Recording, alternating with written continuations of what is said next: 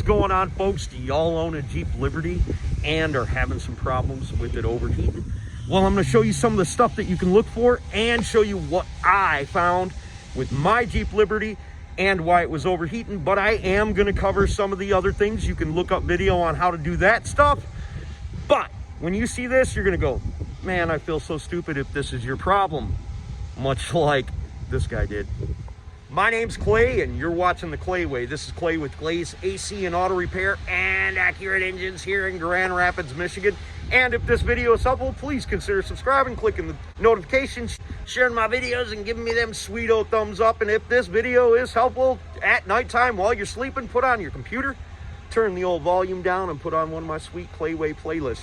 Remember, if anyone else can do it, I promise you can do it too. Don't be the next to them, be the first to you. Let's get going with this problem that we got today. Okay, so we've got a 2006 Jeep Liberty. It doesn't matter if yours looks the same as this. It's going to be fairly the same, with the exception you might have a fan down here instead of an electric fan. But for the most part, stuff is going to be the same. The reservoir might be in a different spot, but just pay attention to what I'm talking about, because I'm going to cover a couple different things.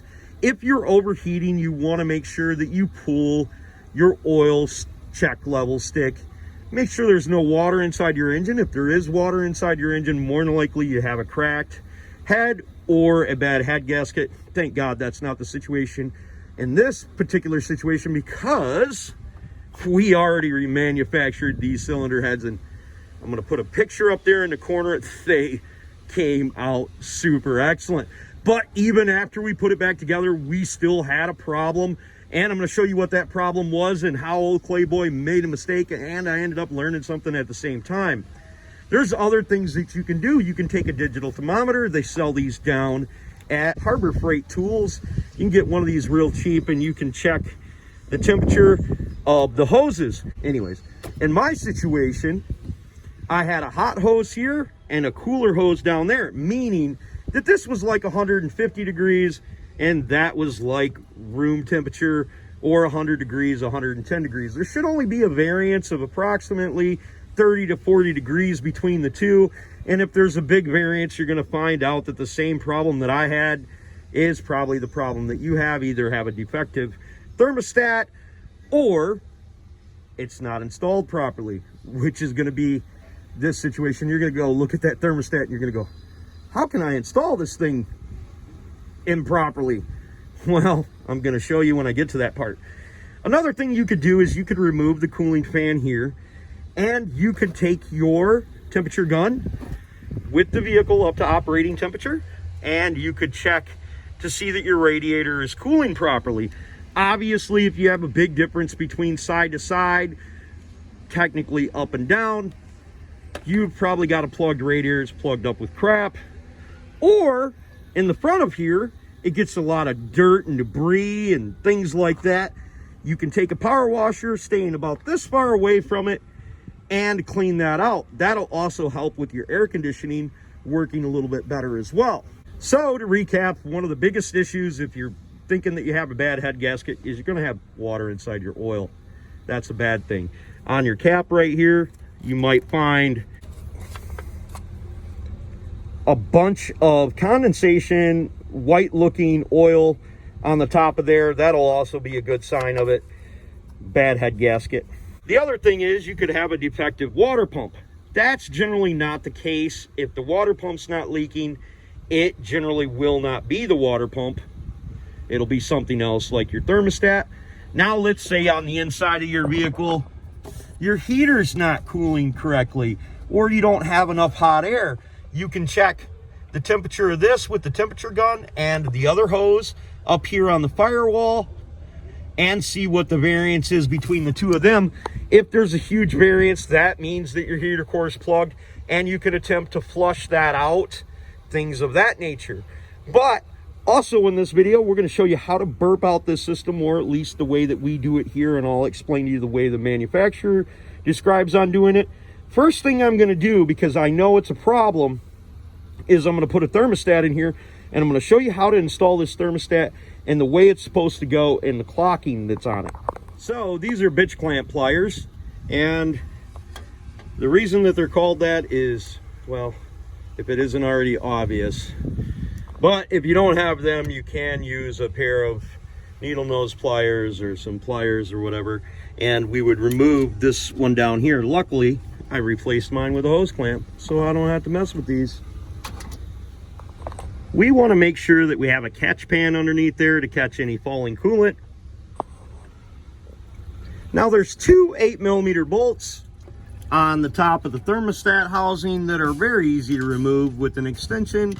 And from this position, one is approximately at the 12 o'clock position and one is almost at the 6 o'clock position on the housing itself. You may be interested to know exactly how this functions. Inside this barrel right here, there's wax. And as the wax melts, and it melts at a particular temperature, it pushes down on this spring, allowing this center portion to lower down and open up and allow coolant to travel past it. This is where your temperature sensor portion of it is. As the coolant heats up that little silver rod right there, it transmits that energy into the wax, melting the wax, allowing this to open. It's kind of neat, but it's also the reason that most of the time these thermostats don't fail as well, and is the reason that it makes it nearly impossible for them to fail unless something mechanical in here like the spring breaks or the housing itself, but really neither one of them should actually happen.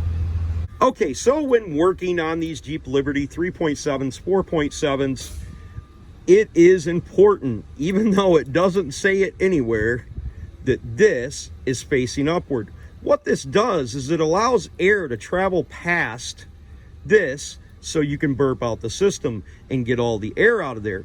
If you do not have this in the proper clocking, it will make this hose really hot and that hose really cold. And your vehicle will overheat after a little while. Does take about 15 to 20 minutes if you have it down at this position down here for it to overheat, but it will overheat. It will constantly get hotter and hotter and hotter, and that's because there's air trapped inside the system. Air is bad for a heating and cooling system. If air is trapped inside here, that means there's a void, and that's often the reason that sometimes you're hot, your air is coming out hot out of your vents, and then other times it's coming out cold when you have your heater turned on. It's because you have air trapped in your system. So we're going to install this the proper way, and I've kind of got it marked. This little black mark is for my little notch right there, and then this goes right here on this line right here, which will face it straight up when the housing is installed. The housing gets installed basically like this. So this bolt is clocked at about the 11 o'clock position. It's actually probably like an 11:30 position because it's pretty darn near 12 o'clock.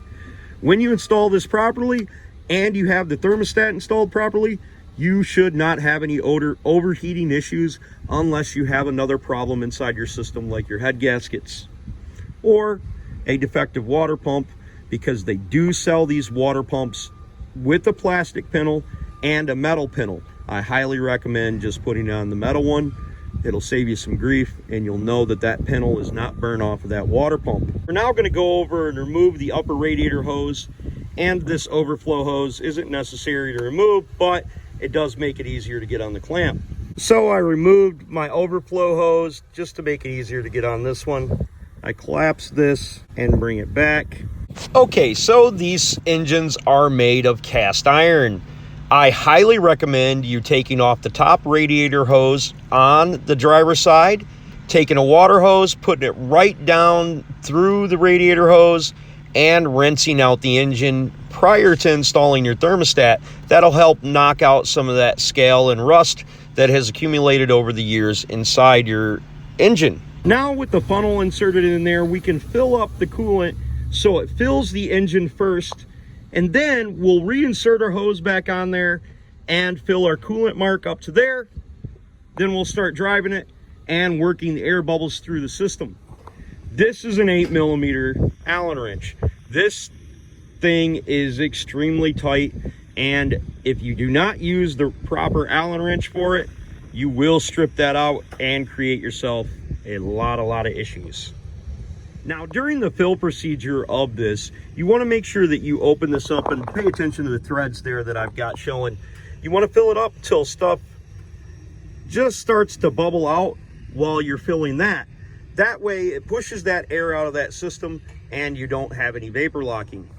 Now we're going to put our thermostat cap back on of our reservoir, and we're going to drive it around several times, probably put 5-10 miles on it. We're going to double check it, make sure it's not overheating, and fill it when necessary. I'm certain it's going to need a little bit more once it starts pushing that air up. It pushes the air over to this side of the bottle, which is what that tube is for right there. And there should almost never be coolant in this side. This is if it overheats right here, just so you folks know. Okay, so we start the vehicle up and we want to make sure that our temperature setting is on high. We turn it all the way up with full fan speed. It doesn't really matter where the indicator's at, but we'll go ahead and throw her up to defrost, and we let it come up to operating temperature. Once it comes up to operating temperature, we want to check the ground underneath it, make sure it's in a dry spot, and make sure that there's no coolant leaking out of it. So we're going to monitor our coolant temperature sensor, which is right around 147 right now. We're going to watch this, and it should get up to about 195 degrees, and then the thermostat should open. The cooling fan should come on at approximately 203, but in this vehicle's particular situation, I've had it come on at 213. But we also had a problem with air trapped inside the system. So now that we believe we've alleviated that, we shouldn't have any issues. So we're going to watch this, drive it around a little bit, then we're going to add a little bit of coolant as necessary. So now that we've driven the vehicle and we know it's up to operating temperature, we can tap on this if you can't see through it, and we can see that it's taken in all of our coolant. So we're going to need to refill it with a little bit more coolant. We can also check our hoses, make sure this one's hot. Be careful, it could be super hot, but this is up to almost 200 degrees and it's just fine for me to touch. And this one seems exactly the way it's supposed to. So we want to make sure that we fill this up to coolant, and that hose gets pretty darn close to the same temperature as that one. So trying to help bleed the air out of this, you're going to want to grab down on this hose and squeeze it just like this, doing the same with your other arm. And in my situation would be my right and my left. But luckily I don't have 3 arms, so I can't show you me doing it. But squeeze them both at the same time. That will force air back up into this line and force it past this thermostat, opening that little rivet that's inside there, allowing it to push through. If your Jeep has the electric fan like mine and you don't have to worry about contacting moving parts, you can do this while it's running. It does make it a little bit easier to burp that air out of there.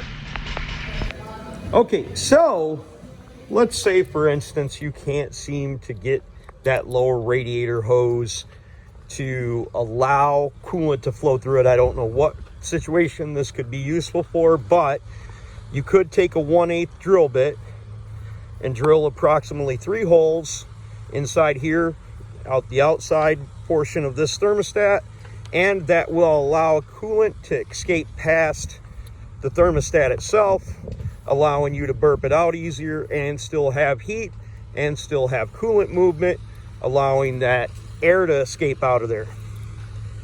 Might be necessary if you had a small head gasket leak or something like that, or a crack in your block, God forbid.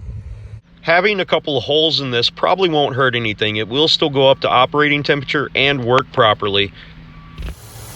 Okay, I did allow it to cool down a little bit because I want to make sure that my reservoir is filled up the way it's supposed to be.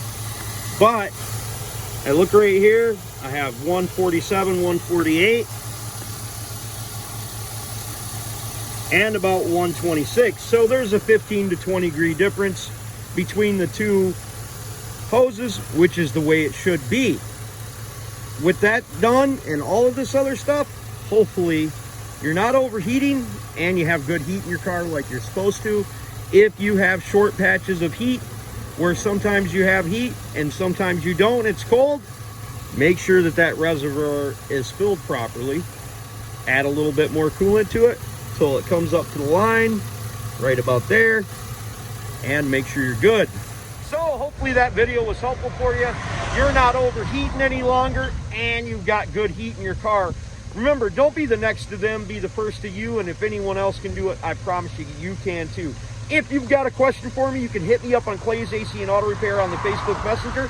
I'll certainly try to answer them for absolutely free. Please consider subscribing, clicking the notifications, and sharing my videos, and giving me them sweet old thumbs up. God bless, and have the best of days.